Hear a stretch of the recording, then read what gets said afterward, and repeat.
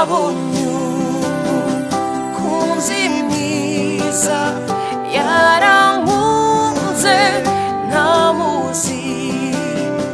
yamfatishije umugozi arirwo rukundo rwe izo ngoyi zizanteye kubimbataye rwose genda uwena wena uwanjye kugeza iteka ryose genda uwena wena uwanjye kugeza iteka ryose nabonye umukunzi mwiza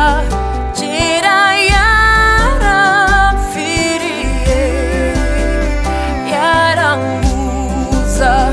mu bugingo nawe yaranyihaye none ibintu mfite byose ntabwo nkibikundira ibyo ntunze nanjye ubwanjye n'iby'uwo mucunguzi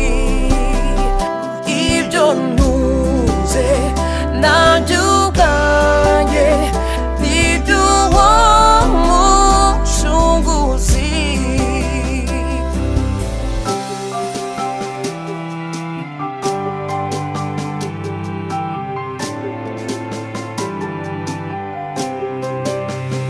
nabonye